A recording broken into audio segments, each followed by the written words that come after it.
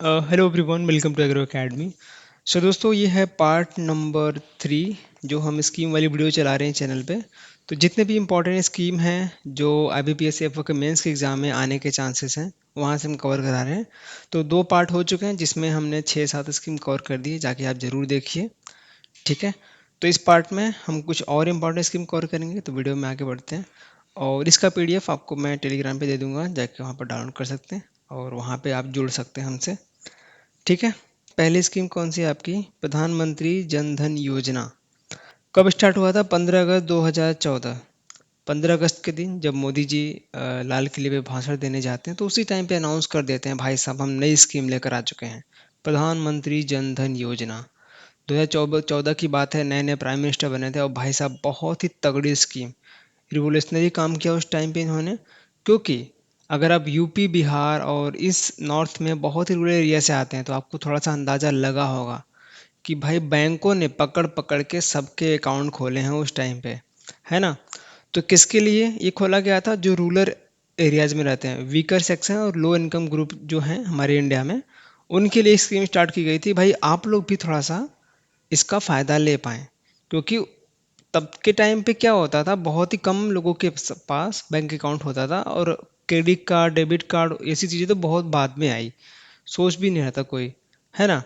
तो बैंक को बोला गया, जितने भी पब्लिक सेक्टर बैंक हैं, कि भाई आपको स्कूलों में जाना है, गांव वालों को बताना है, कैंपेन रन करना है कि प्रधानमंत्री जी ने एक नई स्कीम लाई है और सबको फ्री में अकाउंट खोल कर दिया जाएगा।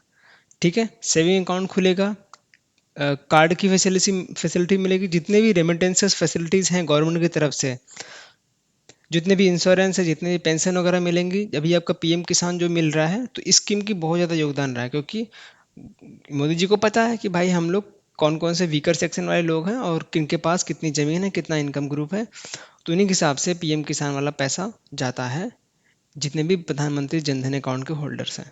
समझ गए क्यों स्टार्ट किया गया था स्कीम? तो फाइनेंशियल सर्विस वाली स्कीम है, वीकर सेक्शन के लिए स्टार्ट की, जिनके पास लो इनकम ग्रुप है, सेविंग बैंक अकाउंट खोलना है, उसके साथ साथ रुपए का आपका कार्ड भी मिला जाए दिया जाएगा। ठीक है, फ्री में। समझ गए? बेनिफिट क्या क्या मिलेंगे, ये तो इंपॉर्टेंट है। मोटो समझ लो पहले, मेरा खाता भाग्य विधाता। ये मोटो उस टाइम पे लेकर स्टार्ट किया गया था, अभी भी यही मोटो है। ठीक है।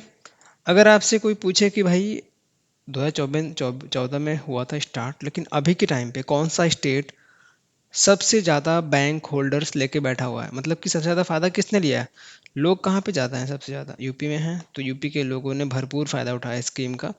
मैक्सिमम जनता यूपी की है स्कीम में। ठीक है, जिनके अकाउंट होल्ड मतलब अकाउंट ज़्यादातर खुले हैं, कहाँ किससे? यूपी के लोगों के। और 55% इसमें वुमेन हैं, ये भी याद रखना। जितने भी हाउस होल्ड हैं, जितने भी वुमेन हैं रूरल एरिया में, उनको उनका भी खाता स्टार्टिंग में प्रधानमंत्री जनधन योजना के थ्रू फ्री में खुल गया था।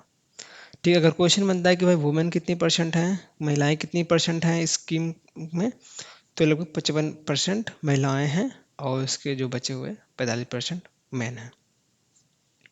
समझ गए? अब मेन बेनिफिट जान लो, क्वेश्चन यहाँ से फंसेंगे, अगर यहाँ से नहीं आते हैं तो मेन यहीं से फंसने वाले हैं। अभी 10 साल हो चुके हैं स्कीम को, तो मे भी चांस है कि आपके एग्जाम में क्वेश्चन पूछ लिया जाए। तो पहला बेनिफिट क्या है? एक्सीडेंट इंश्योरेंस कवरेज भी मिलेगा। कितने का मिलेगा? वो 2 लाख का। अगर आपको बाई चांस से एक्सीडेंट वगैरह हो जाता है, तो इस कार्ड के थ्रू, अगर आपके पास प्रधानमंत्री जनधन अकाउंट है, और उस कार्ड के थ्रू आप 2 लाख का इंश्योरेंस ले सकते हैं, कहीं भी हॉस्पिटल वगैरह में दिखा के। ठीक है। ओवरड्राफ्ट फैसिलिटी भी मिल रही है लगभग 10,000 की, और ये फैसिलिटी 2,000 की जीरो रेट पे मिलती है, मतलब नो कंडीशन। ओवरड्राफ्ट मतलब समझते हैं कि आपके अकाउंट में पैसे नहीं हैं, आपको ओवरड्राफ्ट यानी कि आप 10,000 का अपने अकाउंट पे ही लोन ले सकते हैं। 10,000 आप पे कर दीजिए, आपके पास भले कोई भी पैसा ना हो, 10,000 की ओवरड्राफ्ट की फैसिलिटी भी मिल जाती है। और 2,000 की कैसी है? बिना रेट का, कि भाई कोई कंडीशन नहीं पूछेंगे हम लोग, कुछ बात नहीं करेंगे, 2,000 तो ऐसे ही आपको दे देंगे ओवरड्राफ्ट फैसिलिटी के रूप में। ठीक है, किसका इसका कोई भी चार्जेस नहीं लगेगा। और एज लिमिट क्या है? अगर आपकी पूछे कोई, अगर आप ओवरड्राफ्ट फैसिलिटी का इस्तेमाल करना चाहते हैं, फिर अवेल करना चाहते हैं, तो आपकी उम्र लगभग 18 से 65 साल के बीच में होनी चाहिए। और इस अकाउंट को ओपन कराने के लिए आपकी एज 10 वर्ष मिनिमम होनी चाहिए। ठीक है। तो 10 साल के हो गए तो पकड़ के बैंक वाले आपका जनधन अकाउंट खोल देंगे, आप चाहे खुलाना चाहो या ना कहो। ऐसा ही हुआ था 2014 में। ठीक है, तो ये मिनिमम याद रखना, ओवरड्राफ्ट फैसिलिटी के लिए ये एज याद रखना, ये दोनों इंपॉर्टेंट है। और इसमें आपको डेथ बेनिफिट भी मिलता है। अगर अकाउंट होल्डर की अनफॉर्चुनेट डेथ हो जाती है तो जिन जो नॉमिनीज वगैरह रहेंगे उनको 30,000 का अमाउंट मिल जाता है।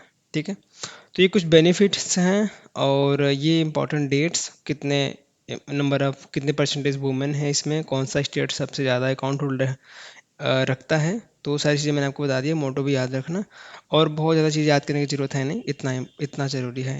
ठीक है, इतना काफ़ी है इस एग्ज़ाम के लिए। समझ गए, आगे बढ़ते हैं।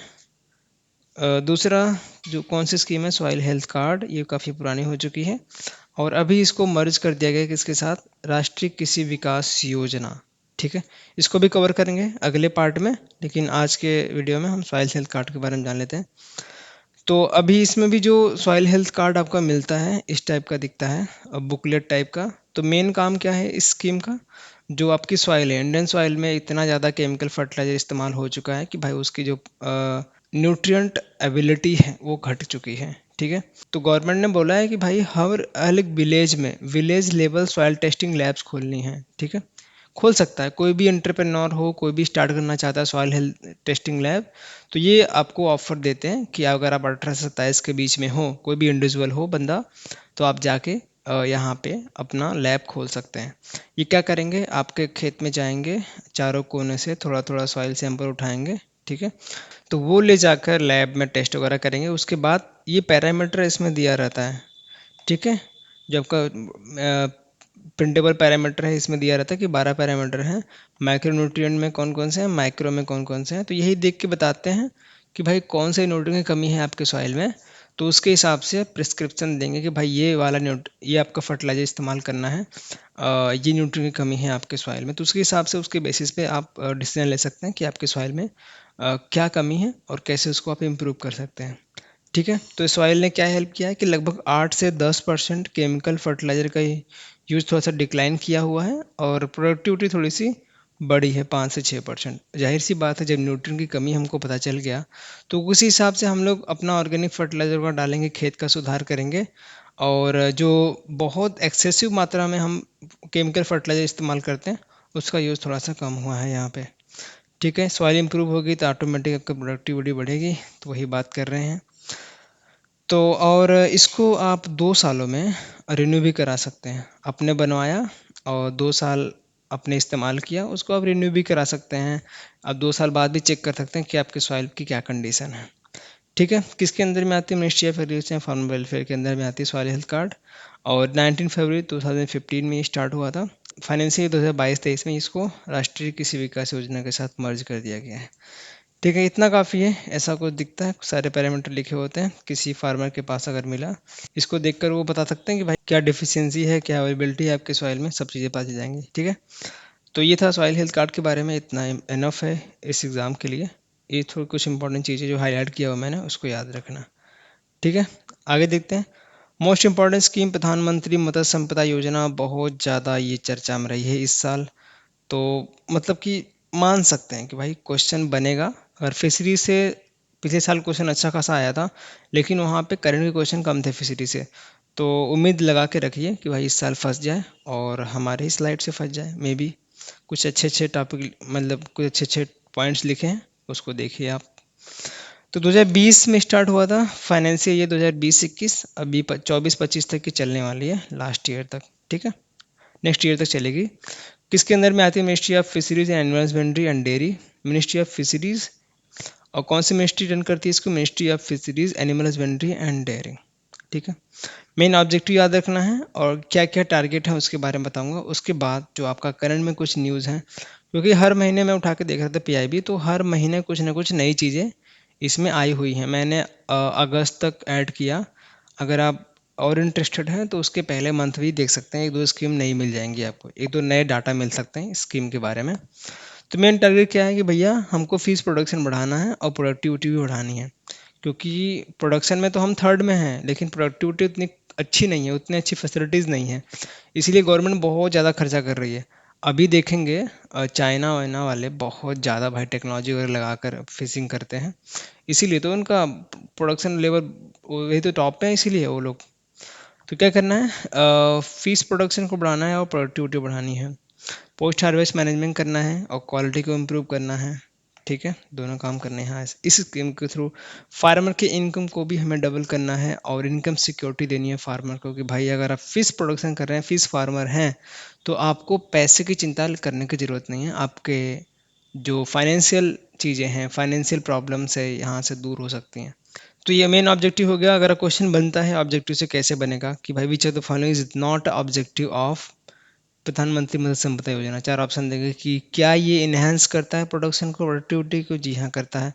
पोस्ट हार्वेस्ट लॉस में मदद करता है, मैनेजमेंट करता है, जी हाँ करता है। क्वालिटी इंप्रूव करता है, फार्मर की इनकम डबल कराता है, जी हाँ कराता है। इनकम सिक्योरिटी देता है, जी हाँ देता है। All are correct, all are correct, answer मार के चले आइए। अब है टारगेट के बारे में बात करते हैं। फिश प्रोडक्शन, पहले तो प्रोडक्शन बढ़ाना है हमको 22 मिलियन मैट्रिक टन, इतना करना है 2024-25 के एंड तक। ये हमारा टारगेट है, पहला फिश प्रोडक्शन इंक्रीज करेंगे। और जो हमारा करंट का नेशनल एवरेज है 3 है, उसको हम लोग 5 टन पर हेक्टर करने वाले हैं नेशनल एवरेज फिश प्रोडक्शन में।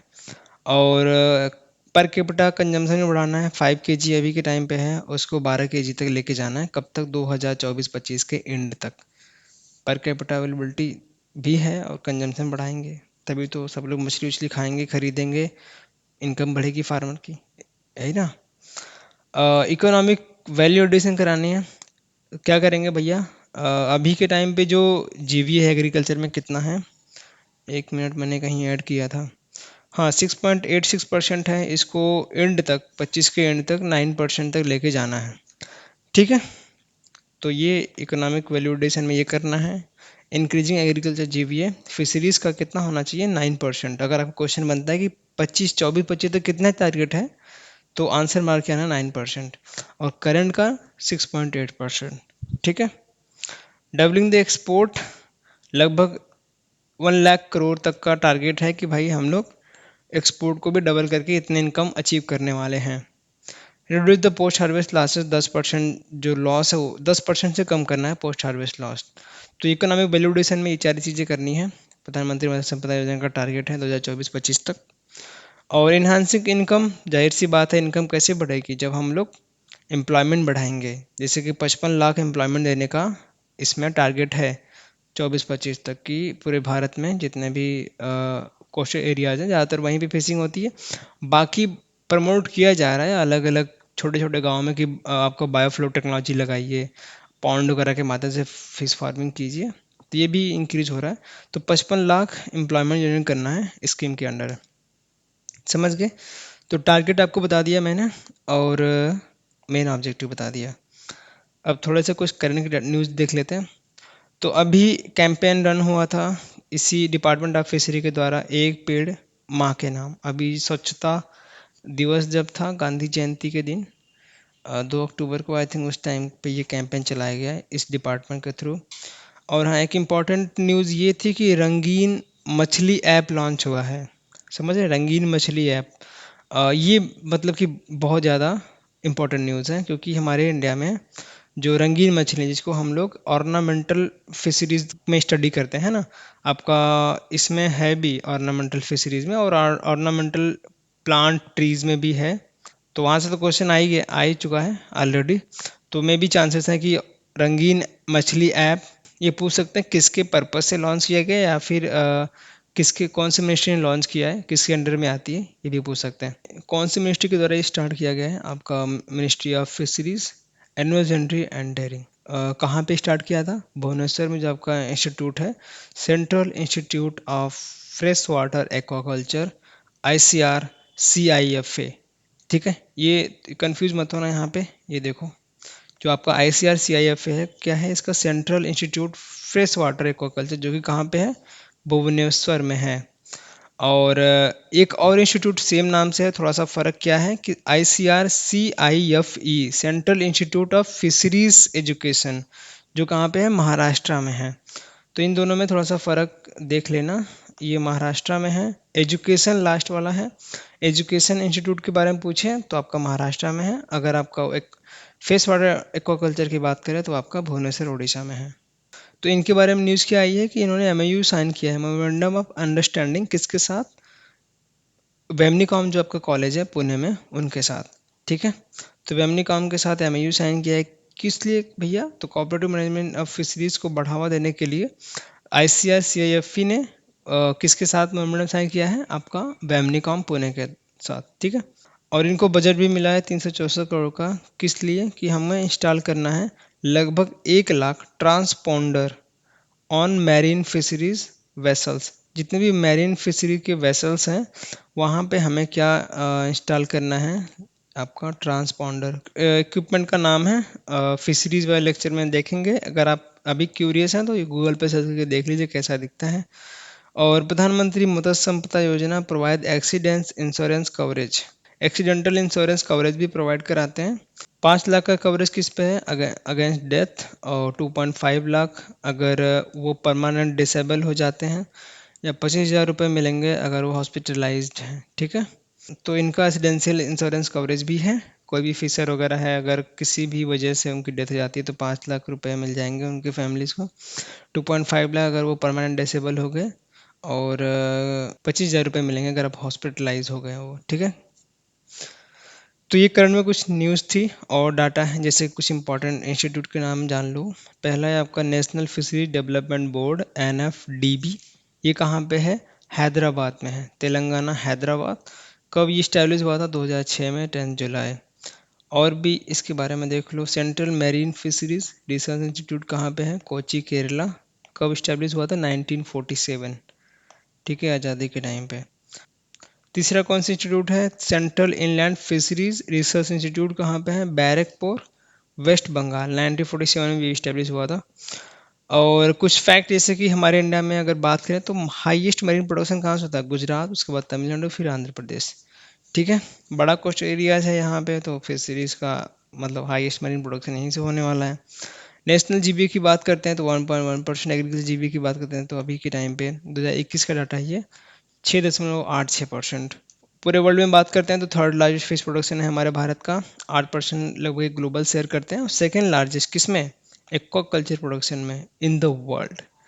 समझ गए? थर्ड लार्जेस्ट फिश प्रोडक्शन में है, 8% ग्लोबल शेयर है। सेकेंड लार्जेस्ट किस में है? आपका एक्वाकल्चर प्रोडक्शन में।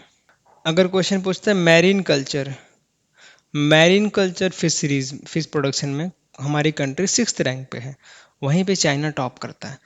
अगर आपसे पूछते हैं कि मैरीन प्लस इनलैंड, इस पे इंडिया कौन से रैंक पे है? मैरीन प्लस इंडियन प्रोडक्शन की बात करते हैं तो चाइना टॉप करता है यहाँ भी, लेकिन यहाँ पे भारत का रैंक 4th है।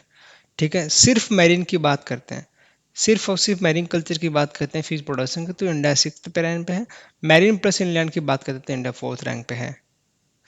Top exporter, top of exporter भाई साहब ऑब्वियसली चाइना है, इंडिया की रैंक 5th है। ठीक है, तो ये कुछ बातें हैं, इसके बारे में याद रखना। वर्ल्ड टूना डे एक मनाया जाता है 2 मई को, याद रखना। वर्ल्ड फिशरी डे कब आता है? 21 नवंबर को। कोस्ट लाइन एरिया अगर बात करते हैं तो 8118 किलोमीटर के अराउंड है हमारा कोस्टल एरिया पूरे भारत का। EEZ exclusive economical zone 2.02 million square kilometre के अराउंड है। इसके इसके बारे में मैंने बताया हुआ है आपको, फिशरीज वाले क्लास देखिए। 2 क्लास डाले हुए हैं, तो फर्स्ट क्लास में इसको समझाया था मैंने। ठीक है, समझ गए? और कुछ खास है नहीं, इतना इनफ है इस स्कीम के लिए। So thanks for watching, thank you.